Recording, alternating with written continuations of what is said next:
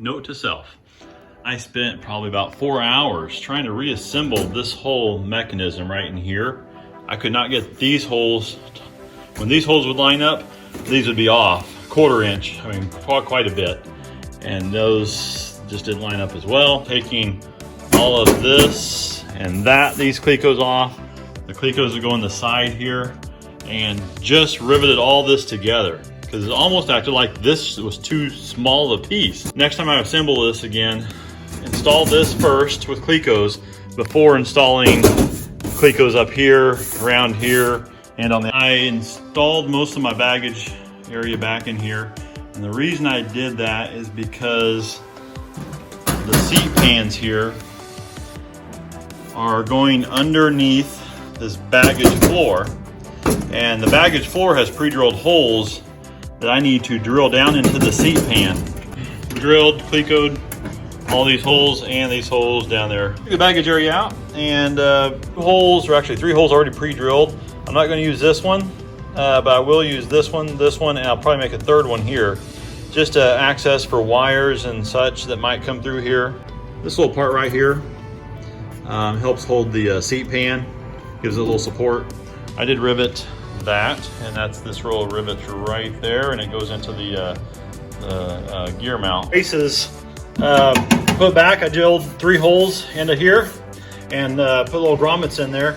Next, I'm going to go ahead and rivet that in place. I'm going to leave this back part open anyway, so it shouldn't be a problem if I rivet this in place. I'm going to go up from the gear channel, up, and that should conclude all my rivets up in the gear channel, so I could be able to place my landing gear on at some point at this point. Only thing I kind of forgot about were this part in here, as far as drilling through the gear channel or having to rivet up through the gear channel. These parts I might want to take out every once in a while for my control rods that go in here. Anyway, next thing I'm going to do is my fuel tubing will actually have to go through here. So my fuel tubing is going to be routed through a hole in here. So I'm going to drill a couple, maybe 3 holes in here, one of them at least big enough for my fuel tubing to go through. All right, I got the rear bearing support, I think that's what it's called. Control rod will go actually through here, and I didn't show much of it. My son was actually out here helping me, and he's kind of crazy about being on video. So the flap-on stops on there, and I could not imagine trying to retrofit those with everything closed up back here. Dremel that off maybe later, I'll do that at the time.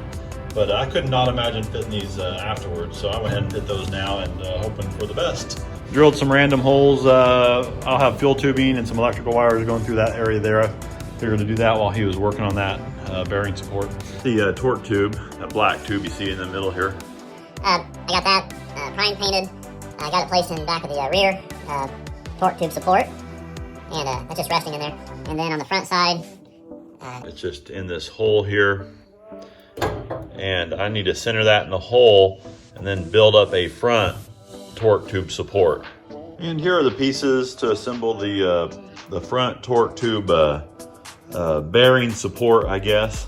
Got this guy, got a little piece of plastic, fair lead, I guess, and then this doubler plate. Some of all this gets sandwiched behind that, and then the tube runs through here, and then you got some supports that go on. I got all the stickers off and rounded the edges and all that fun stuff, and I didn't realize until I took the stickers off that these 3 parts. This plate right here, there's a plastic fair lead in the middle, and then the other plate on the other side. All the holes are final size, it looks like. I mean, every one of them. So, all right, so the bolts are awesome. They just kind of slide right in there. I did have to hit 3/16 drill in a couple of these for them just to fit a little bit cleaner, but the plans call for these bolt sizes to be 3-AN3-4s. AN3-4s are too small for this. I had to go up to AN3-5s, and that gives me my thread distance at the end time I tighten these up. So further looking into the plans, I realized I messed up, which is normal. Last time I said these bolts in the plans were 3-4s, and they were too small, and I ended up using 3-5s. 3-5s are called out in the plans, not 3-4s. Where the 3-4s come into play are, there's bolts that go down here. There's 2 on this side, 2 on the other side that goes into that angle right here, that extrusion. those will be 3-4s, and that makes a lot of sense.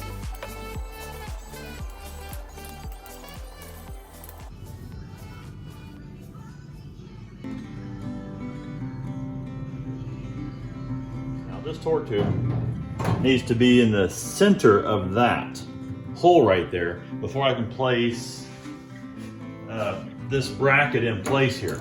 But to make it centered in there, take this guy and put that in there in that hole just so it fits over that tube. And once that tube's in here, this will keep that centered. The only thing is I gotta notch this out or enlarge this hole a little bit. So I'm just gonna do that until that little this little ring here fits in there. It shouldn't take much either.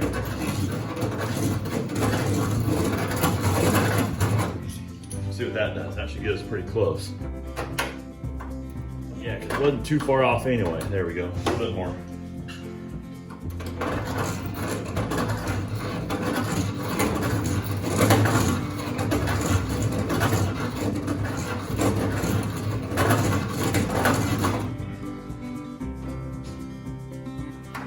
Boom, there we go. Perfect fit in there. And that's what I mean by that little collar fitting in there. And that makes that tube pretty much in the center now. Well, I believe I got that about where I want it. I got my extrusions. These two extrusions clamped into place, got them as square as I could. I believe this is in the center, best it's gonna be, or best I can get it, I guess. Now what I have to do is, very strategically, back drill these holes on both sides here into those extrusions. All right, well, I got these extrusions drilled, and they came out pretty darn good, actually. The thing I got to do is find the location I want to drill into the side of these guys. I put a rough mark on it. You just don't want to interfere with where the rivet's going to go through here, and then there's a bolt inside here, but I'm not sure that's going to make a big difference or not. I'm half tempted just to drill this hole here, put a cleco in it, and then take this off here and then just drill the top one here. Or I could just disassemble the whole thing, put a pilot hole in here, and then just drill the other ones. And yes, I did go ahead and pre-drill these holes before I went to this extrusion. So yes, way easier. Drilling these were no problem at all. After pre-drilling holes in this outer part, I went in with a 40 and then a 30. And I think what I'm gonna go ahead and do is take that assembly off of there from a final hole size of 3/16 into here, just so I can make sure that drill bit's going in nice and straight. Well, I got it all back together, and it fits really, really great, as far as I'm concerned anyway. That spins just perfectly. And that hole up there, it's not touching at all. On the end of that piece there, there's gonna be another steel washer. Then you get this little guy here, and it has a hole in it, and you put like a AN3 bolt in through there. All right, here's my wheels and brakes assembly. This is how it comes from Zenith, pretty much like that. And the other side looks like that.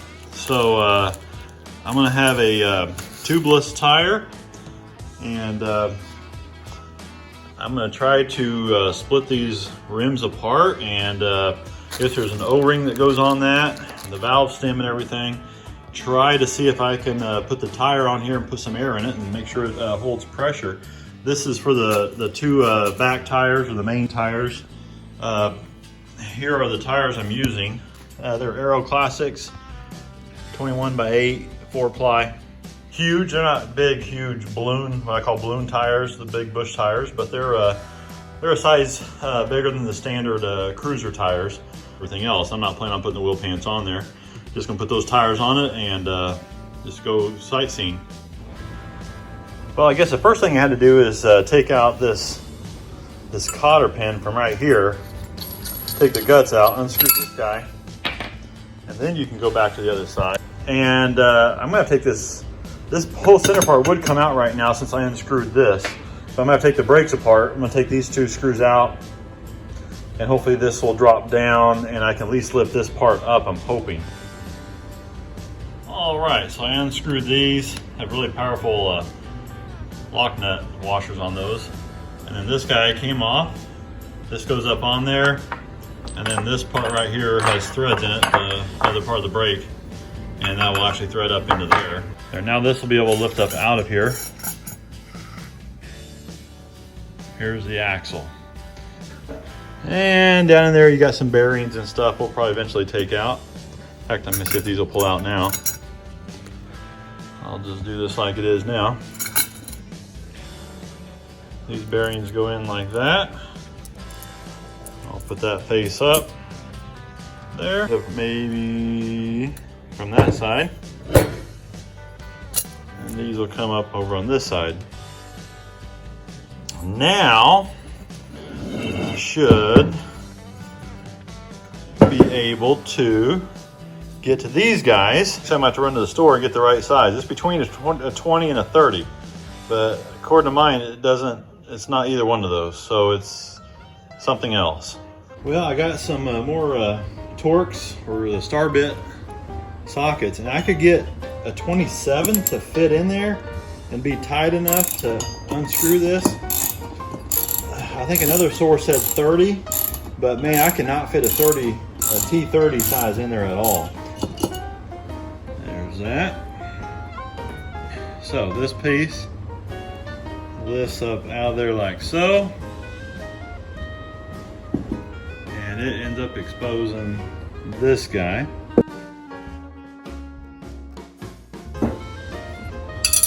Oh, those guys are just, what I concluded is the hex on this is a 1/4 inch. That actually fits these bolts in here on this side.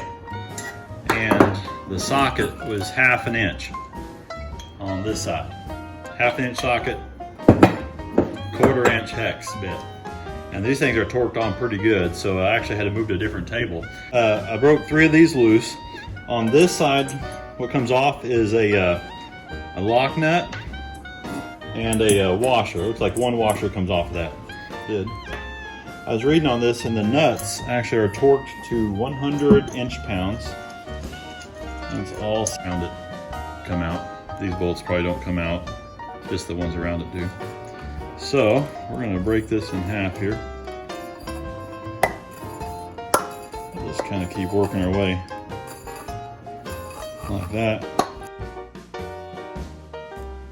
There we go. And here are the 2 halves. You got to make sure there's no rough surfaces around here. Any raised areas, you got to make sure this is nice and flat, and make sure this surface is nice and flat. Things meet together. There's a little groove it creates, and this goes into that. So we're going to lube this up really, really well. I just need to put that inside this hole here. So I'll do that. I'll lube this thing up and then just stick it inside the hole, pull it.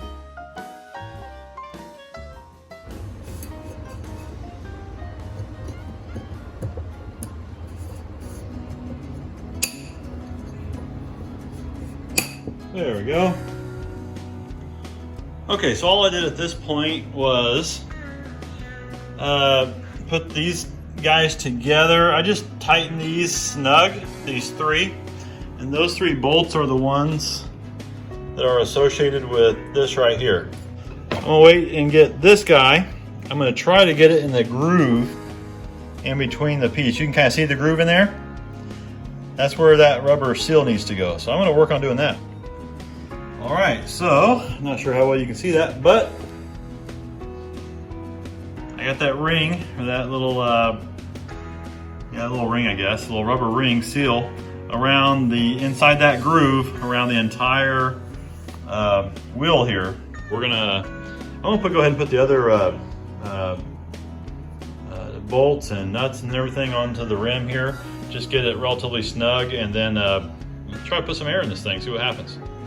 All right, so I torqued all the bolts to their 100 inch-pounds and put a ratcheting strap around the tire. We're gonna find out. I'm gonna just add just a little bit of air in it, see what happens, and go from there.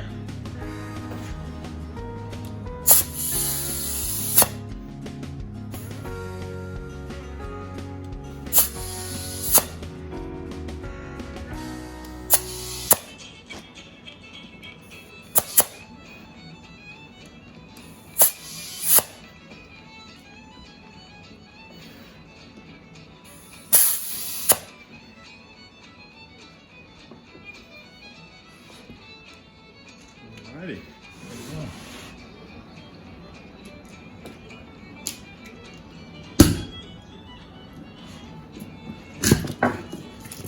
Over there. All right, got her up to 20 psi, and I'm just gonna let her sit with that for a little bit, and I'll give it a few days and see if it loses any air. All right, a few days later, the tire is still holding air. I'm just gonna leave the axle off of it for now. I went onto a CAD program and drew this little guy up. It's I was gonna plan on using something, trying to come up with a way to label my switches that looks halfway decent, other than using like something from a label maker. And just a prototype. It's nothing I'm going to use at all. But what I did is, again, I made this up. I made the words so they're lifted up a little bit off of the base here. And this is orange, PLA. And I painted it black, the entire thing black. And then I lightly sanded off the letters so the orange would actually contrast with the black, so it looks like this. Anyway, this is nothing I'm going to use at all. I don't like the texture in here at all either. I guess you can, some people say you can fill this up with like spackle before you actually paint it, and I thought about doing that. Again, just kind of playing with it. I may use different colors too. I might end up using, black and then white, or some other combination of colors if I end up using this at all. I figured if the sun messes this up, I could just replace it. Again, what I'd do is actually put this on the metal. I'd put some screw holes in the design, along with some holes. My switches will be like right here, the on and off switches underneath each of these words here. But anyway, just kind of spitballing some ideas out there. I'm not sure I'll use this at all, but.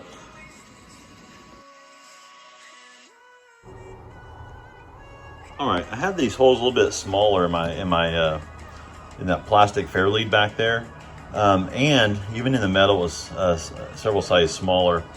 I decided to fit the wire, and it was just really tight in there. So I went ahead and enlarged these holes, enlarged the holes in the metal to around 3/8, and then the nylon fair lead inside of there, I went ahead and enlarged to 3/16. I'm gonna probably end up doing that same thing on this back part as well here. On this guy here, I'll probably do the same thing. Where are they at? I'll probably have to drill out some rivets to do it. Here you can see it before and after. I enlarged my fair leads here, and even my metal hole. That's my enlarged one right there. And that's the one, I don't know if you can see that or not. But anyway, that's one I had before. All right, here's the rudder cable itself. And I was talking about putting my fair leads back up to, the fair lead hole itself is like 3/16. And the other hole, I believe, is 5/8 is what I said, or 3/8. Anyway, I'm just gonna show you the fit on this. I think before I had a 20 or 21, it was too small. I mean, it fit, but boy, it was snug. And here, it's a little bit tight getting on just because I got a piece of heat shrink around that.